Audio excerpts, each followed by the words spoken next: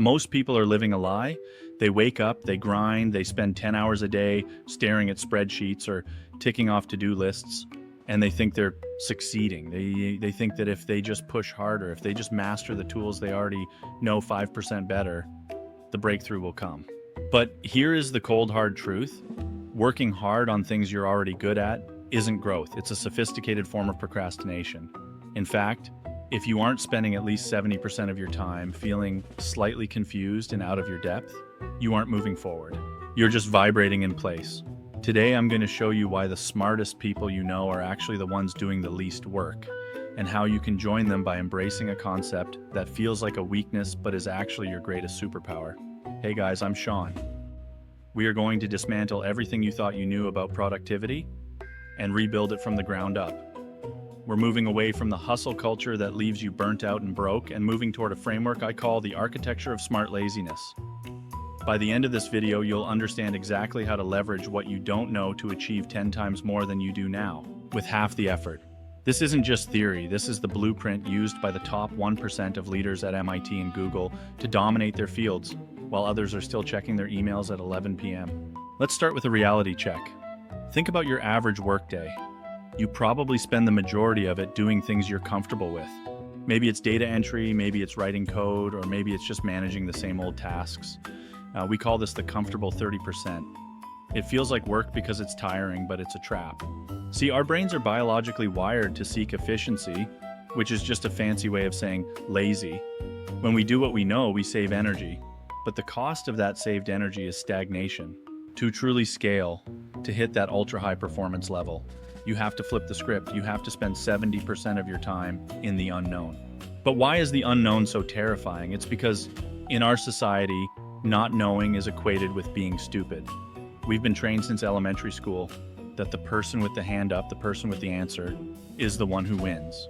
But in the real world, the expert is often the most limited person in the room. They are confined by what they know. The smart lazy person, however, understands that their own brain is a finite resource. They don't try to know everything. Instead, they focus on how they handle the things they don't know. Think of it like this. Imagine you're tasked with building a revolutionary new tech product. The hard worker starts coding immediately. They use the language they know, they build the features they like, and they work 18-hour days. 6 months later, they've built a masterpiece that nobody wants. They were busy, sure, but they were busy avoiding the unknown, the market's needs, the competitor's edge, the holes in their own logic. Now look at the smart, lazy leader. They spend the first month doing absolutely nothing in the eyes of the grinder. They ask questions. They admit they don't understand the user. They map out the entire context of the problem before they even touch a keyboard. They identify the 70% of the project that they don't understand, and they attack that first. This is what Edgar Schein, a legendary professor at the MIT Sloan School of Management, calls humble inquiry. He argues that in an age of AI and rapid technological shifts, the ability to tell people what to do is becoming obsolete. If you tell, you are limited by your own knowledge. If you ask with genuine humility, you access the collective intelligence of everyone around you. But here's the kicker. Most people are physically incapable of this because their ego gets in the way. They think that if they admit they don't know something, they'll lose their authority. In reality, the moment you admit you don't know, you gain the power to find the person who does. But wait, before you think this is just about delegating your chores, there's a much deeper psychological shift happening here. If you're just passing off work because you're bored, that's just laziness. Smart laziness is a strategic withdrawal from the trivial so you can focus on the tectonic. It's about recognizing that you are the architect, not the bricklayer. And if the architect is busy laying bricks, who is making sure the building doesn't collapse? Now, you might be wondering, Schein, if I stop doing the work I'm good at, won't my performance drop? Won't people see me as a fraud? This is the #1 fear that keeps people trapped in mediocrity, but I want to challenge that. If you are the only one who can do what you do, you don't have a career. You have a cage. To break out of that cage, we need to talk about the relationship performance loop. Because here's the thing, if you think you can reach the top of the mountain alone, you've already lost the game. Think about the high performer in your office or your industry. You know the type. They're the first one in, the last one out, and they produce a mountain of work. But look closer.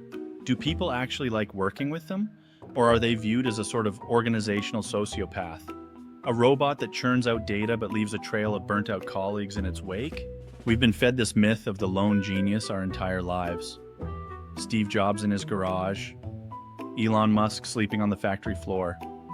We celebrate the grind, but here's what they don't tell you in those hustle culture TikToks. Performance isn't a solo sport. It's a team resonance. If you're the only one winning, you're actually losing because you're building a system that can't survive without your constant exhausting presence. And this is where most people get it wrong. They think, if I just do my job better than everyone else, I'll be indispensable. No. If you're indispensable, you can't be promoted. You're stuck. To truly scale, you have to move from being a top producer to being a top connector. Now, I know what some of you are thinking. You're looking at the rise of AI, ChatGPT, Midjourney, Claude, and you're thinking, Sean, I don't need a team anymore. I have an AI for that. I can be a one-man army. But that is exactly the trap. The researchers at MIT have actually found the opposite to be true. They've discovered that as AI begins to handle the heavy lifting of technical tasks, the human element, our ability to build deep, trust-based relationships, becomes the only real currency left. The more digital our work becomes, the more analog our value must be. Why? Because while an AI can write code or analyze a spreadsheet, it can't build the context or the trust required to make that data mean something. Let me give you a metaphor that changed the way I look at my career. Think of a massive Broadway production. You have the lead actor standing in the center of the stage, hitting every note perfectly. In our world, that's the high performer. But what happens if the lighting crew decides they don't like him? He's performing in the dark. What if the sound engineer cuts his mic? He's shouting into a vacuum. What if the stage manager doesn't signal the set change? He's acting in the wrong scene. The actor's individual talent is irrelevant without the invisible web of relationships supporting him. The smart, lazy person recognizes this. They don't try to be the best actor and the best lighting tech and the best director. They spend their energy making sure the lighting tech and the director feel valued, heard, and empowered. They invest in the collective dynamics. This isn't just being nice. It's a cold, calculated strategy for exponential output. When you focus on the relationship first, the work becomes a byproduct of that trust, rather than a forced labor you have to drag across the finish line every single day. So, how do you actually do this? How do you shift from grinder to connector without looking like a corporate suck-up? It starts with what I call the humility audit. Step 1, look at your current projects and identify the top 3 people whose input you usually ignore, because it's faster to just do it myself. Step 2, go to them. Not with a task, but with a question. Ask them, in your professional opinion, what is the one thing I'm completely missing in this project? Step 3, listen. Don't defend your work, just listen. This does 2 things. First, it actually gives you information you didn't have, the 70% unknown. Second, and more importantly, it signals to that person that their expertise is vital to your success. You are creating buy-in. Once you have buy-in, people don't just do tasks for you, they solve problems for you. That is the ultimate secret of the smart, lazy lifestyle. You stop being the engine and you start being the navigator. You're still moving at 100 miles per hour, but you aren't the one burning the fuel. But here's the million-dollar question. Even if you have the best team and the best relationships, why do some groups still fail while others seem to achieve the impossible? Why do some dream teams turn into nightmares? The answer isn't about talent, and it isn't even about hard work. It's about a hidden field that exists between people. Google spent years and millions of dollars trying to figure this out. They looked at every variable, education, personality types, hobbies, and what they found shocked them. It wasn't about who was on the team, it was about how the team treated each other. And if you don't master this next concept, all the networking and humble inquiry in the world won't save your career. All right, let's talk about something truly chilling. If you put the world's most elite minds in one room, you'd expect world-class results, right? Imagine a team made up entirely of PhDs from Harvard, MIT, and Stanford. Now imagine a second team of average professionals with decent experience. Who wins? Common sense says the geniuses. But in 2012, Google completely shattered that common sense. They called it Project Aristotle. Google spent 2 years and millions of dollars analyzing over 180 teams to find the secret sauce of high performance. And guess what? It wasn't IQ, it wasn't technical skill, and it wasn't even the incentive structure. It was something called psychological safety. Now, why is this the core of smart laziness? Well, think about it. You're in a meeting and you have a breakthrough idea, but then that little voice in your head starts whispering, what if this sounds stupid? What if my boss laughs at me? In that split second, you shut your mouth. That right there is the greatest energy leak in the history of work. You aren't spending your energy on the project, you're spending it on impression management. You're working overtime just to protect and defend your ego. The truly smart, lazy person recognizes that to save their energy for the 70% of the unknown that actually matters, they need an environment where they don't have to constantly look over their shoulder. Google's data was undeniable. In low-performing teams, the dominant atmosphere was silence. People were terrified of making mistakes, so they hid them. But in the high-performing teams, they spent nearly half their time on what looked like small talk or sharing personal struggles. They knew each other's weaknesses, and they knew those weaknesses wouldn't be used as weapons. Because of that, saying, "I don't know," became the easiest thing in the world. "Hey, I'm stuck on this. Can someone help?" That one sentence saves hundreds of hours of busy work and trial and error. That is the ultimate efficiency of a relationship. So, how do you actually bake this safety into your own life or your team? Here is a 3-step guide you can use today. Step 1, lead with vulnerability. If you're the leader or even just a senior member, be the first one to say, "I messed up yesterday," or "I'm completely lost on this part of the project." This isn't losing authority, it's giving everyone else a license to fail. Step 2, replace blame with curiosity. When someone else messes up, don't ask, "Why did you do that?" Ask, "What was the process that led to this result, and what can we learn from it?" Step 3, ensure equality in distribution of conversational turn-taking. That's a fancy way of saying make sure everyone talks. If only 1 or 2 people dominate the room, the collective intelligence of the team drops to the level of those 2 people. By asking the quietest person in the room for their opinion, you're literally making the team smarter. Most people think managing relationships is tiring. They'd rather just do it themselves. But that is the most exhausting path you can take.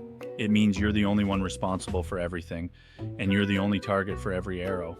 The smart, lazy person, however, uses their relationships as an external brain.